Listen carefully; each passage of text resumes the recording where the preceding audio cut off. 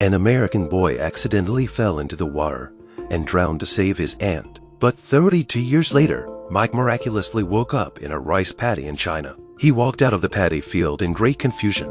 He didn't know why he was here, just walking to the market. A kind Chinese woman saw him very lost and came up to him and asked, "What's wrong with you?" The man next to him said he was willing to give the boy a hand. Mike was excited by the sudden concern. When he asked Mike where his mom and dad were, but faced with the unfamiliar environment and accent, Mike couldn't remember anything. Then he fainted. Finally, with the help of the police, they contacted the U.S. Embassy. Mike was repatriated to his home country, but the problem was, the boy had neither a passport nor an ID card. So where did he come from, and where was he going to be sent?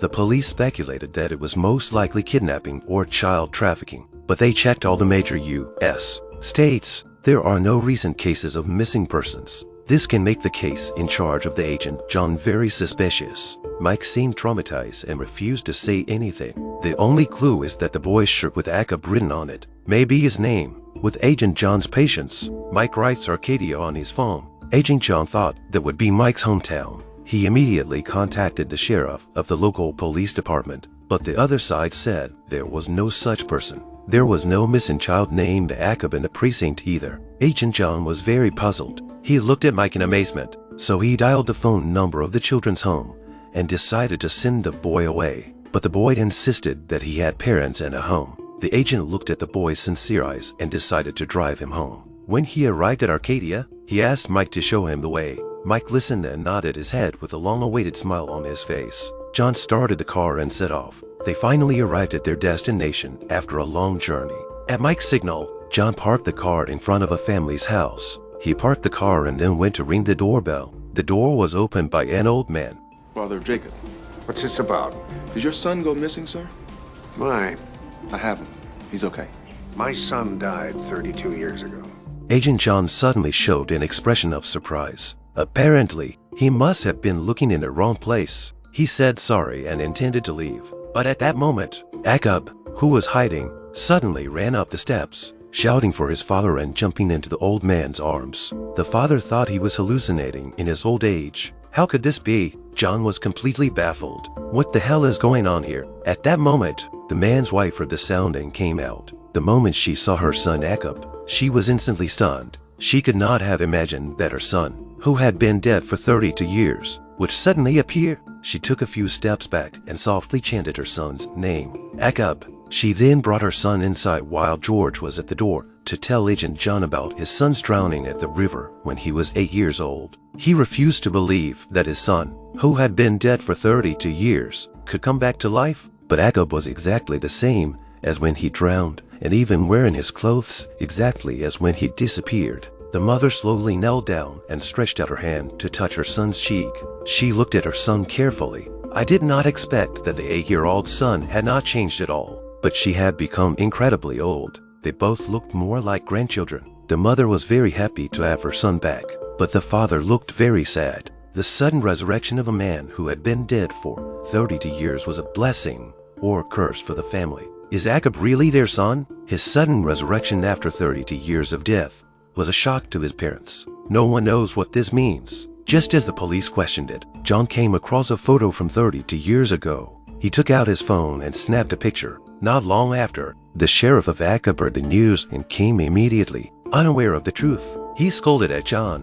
Why to say his son is still alive, which will make him very sad. The brother hurriedly went up to dissuade him. At that moment, ACAB suddenly appeared and greeted the uncle warmly. The uncle frowned in his tracks. Fortunately, it was daytime. If it was nighttime, it would be very scary. He was just about to go up to confirm that it was not a ghost when ACAB suddenly fell down and had a full-body convulsion. John rushed to pick up the boy and took him to the local hospital and got a female doctor and instructed her to check carefully if the boy had been abused. When the doctor took a stethoscope in ACAB's chest, she found that she could not hear any sound. The doctor thought the stethoscope was malfunctioning, so she picked it up and tapped the heartbeat a few times before it became clear. She put the stethoscope to ACAB's chest again to check, and only then did she hear the heartbeat. Outside the door, Agent John was on the phone with his female supervisor. The female supervisor learned that the boy's parents were in their 60s and suggested that they get a DNA test.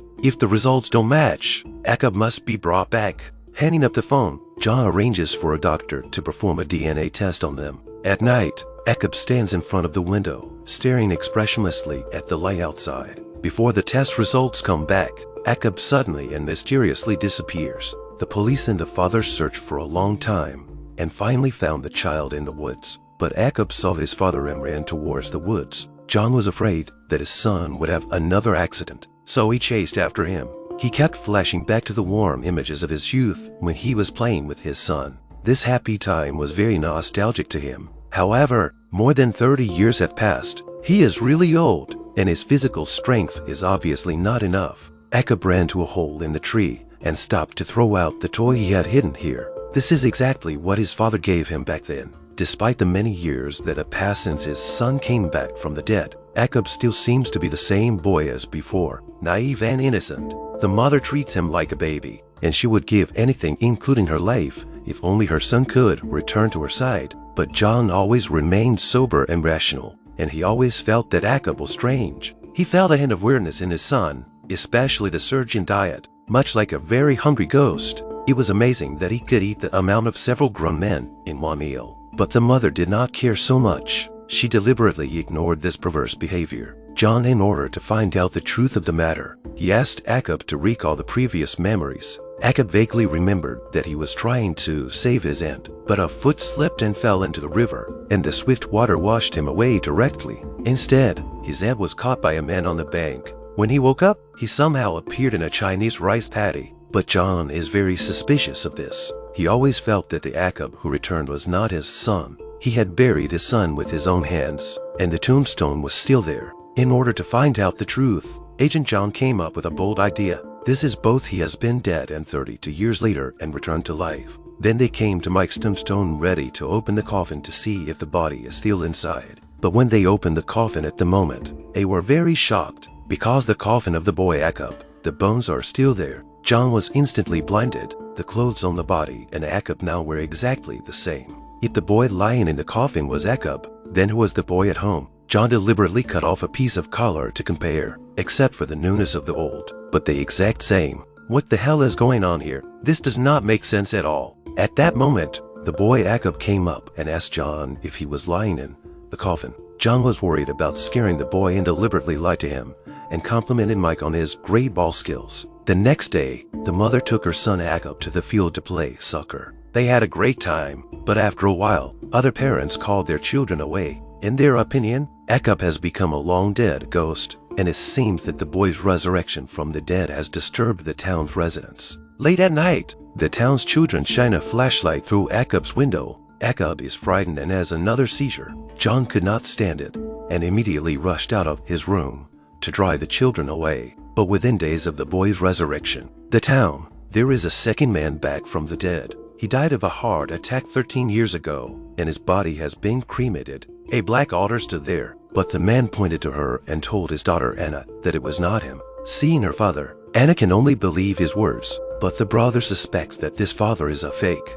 Now, two people have come back from the dead. Agent John's desire to find out the answer grew stronger. So, the next day, in the company of a female doctor, they found the river where Akub fell into the water. The female doctor told John that her mother had drowned with Akub, and she had tried to find the truth, but it was all in vain. After the resurrection of the man, only a few days after the resurrection, to carry a hoe to the woods to dig up the soil with a marker. The original, come 13 years ago, he robbed a money truck with his accomplice. He buried all the money in the woods. He just buried it while due to too much excitement led to a sudden heart attack and died. Now, after resurrection, the man only wanted to find the money back to his children. But he dug for half a day, but there was nothing. He suspected that his accomplice had taken the money. The man was so angry that he came to the Potter's house with a hammer to ask where the money was. The accomplice wanted the money, but not his life. The man killed his accomplice in anger and then robbed the money truck again using the same modus operandi as 13 years ago. He wanted to leave the money to his beloved daughter, but now there is surveillance everywhere, and before he can give the money to his daughter, he is already surrounded by police. The daughter also lost her job because of her father's crime. She runs to the prison to fight with her father. The man becomes more violent because of his daughter's lack of understanding. John came to the prison to find some clues from the man. But the moment John turned to pour water, the man who came back from the dead disappeared. He investigated the surveillance and could not find any clues. So will Mike, who came back from the dead, disappear with him?